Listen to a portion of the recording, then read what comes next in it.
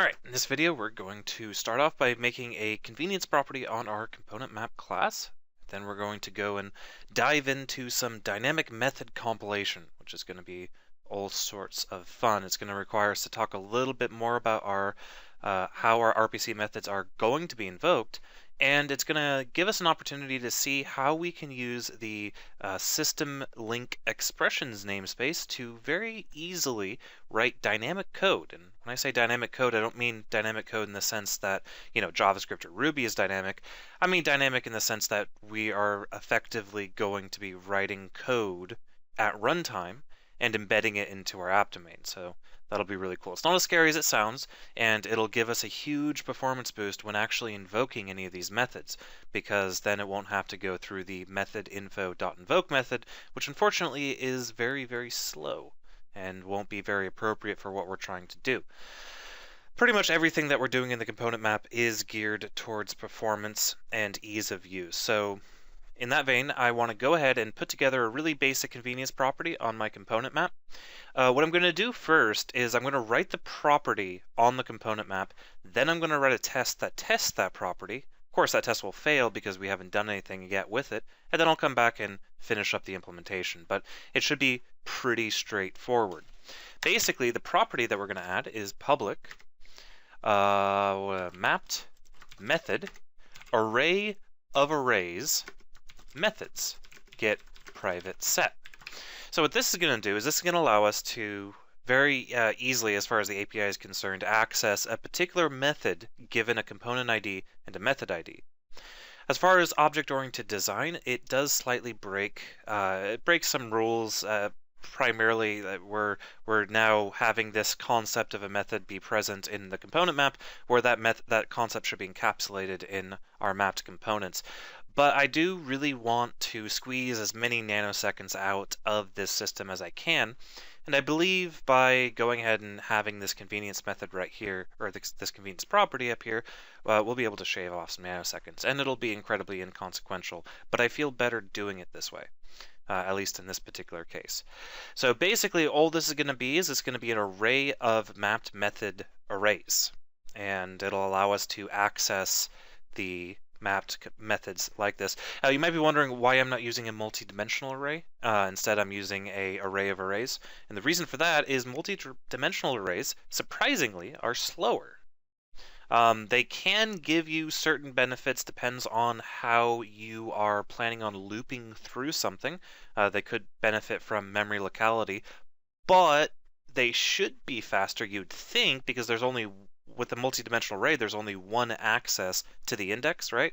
Because all you have to do is, a multi-dimensional array is laid out in memory as a linear array, or a single-dimensional array, and then it's accessed by simply doing some arithmetic based off the two indexes you pass in. But it's actually slower. The reason why it's slower is that action of performing that arithmetic and accessing an element in a multidimensional array is implemented at the IL level, or sorry, not the IL, well, at the higher level than IL. It's an actual method that's called into, and you will have the performance implication of invoking a method, whereas accessing a single dimensional array is always done as an IL instruction, as in it's the concept of accessing a single dimensional array is built into the CLR itself and is very fast. So accessing two arrays, one array first to get the component and one array second to get the map method, will be more performant than trying to find it on a multi-dimensional array. And again, we're in this case we're talking about nanoseconds, but again, I would feel better with these small micro optimizations. In the case of this class, you'll notice that most of the time I don't really care, but in the case for a class that's going to be basically the backbone of all server-client communication, I wouldn't mind squeezing some stuff out for a little bit of extra work. All right, so let's go ahead and put together a quick test. So I'm going to open up my tests project. I'm going to open up my component map tests, and I'm just going to say test, and then I'm going to say public void can access method from component map. And so the behavior that I'm looking for here is I want to have first a component map, well, because it's the thing we're testing. Then I need to go ahead and get a component. So I'm going to say component map.map component, and I'm going to pass in a, let's do a type of, let's do iTest component 2, because iTest component 2 has some methods on it that we can map. And I'm going to give it a component ID of 3. Then I'm going to say component.map method, and the method info I'm going to pass in will be iTest component 2 .get method method. And the ID I'm going to give it is 5. Sure, it's irrelevant what ID I give it.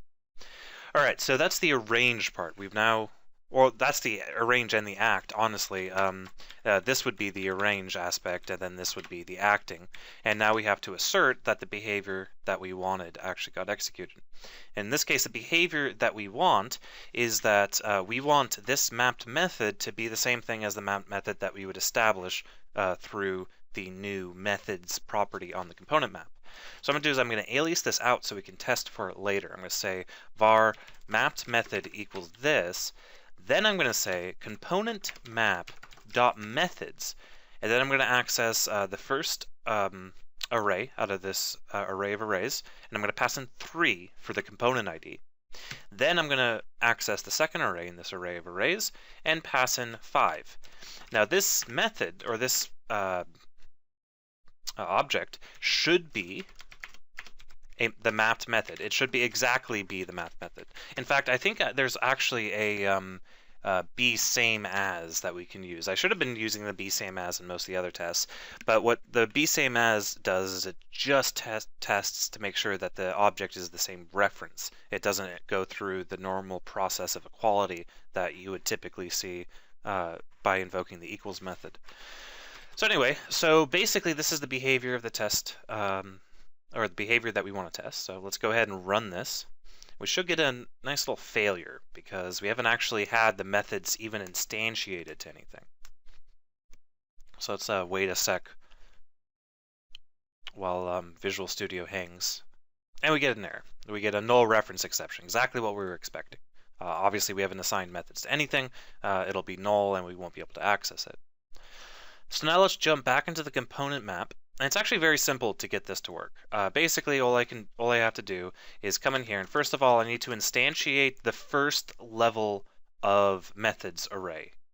I don't know if what I just said made any sense, but it's array of arrays, so we have to first instantiate the top level array, and then we'll do some assignments on the child level arrays later. So I'm going to say methods equals new mapped method, and it's going to have byte.maxValue plus 1. And then we will notice that we have to have this little empty bracket right here because we're instantiating an array of arrays. Now that this is instantiated, you'll still notice we will also continue to get a null reference exception. That's because we haven't actually tied any of these method arrays into anything.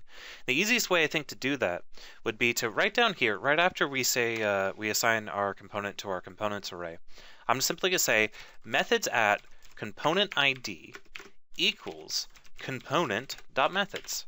I mean, we don't have to do really anything fancy at all in order to get this to work, because the mapped component conveniently has an array of methods that we can piggyback on. And so now if we run this test again, after Visual Studio gets done freezing, we get a success. So for good measure, let's go ahead and run all of our tests, and we see they continue to pass. Okay, so that is our addition to the component map. Pretty straightforward, couple lines of code and a new test. I'm actually going to go ahead and stop the video here, and in the next video we will go over dynamic code.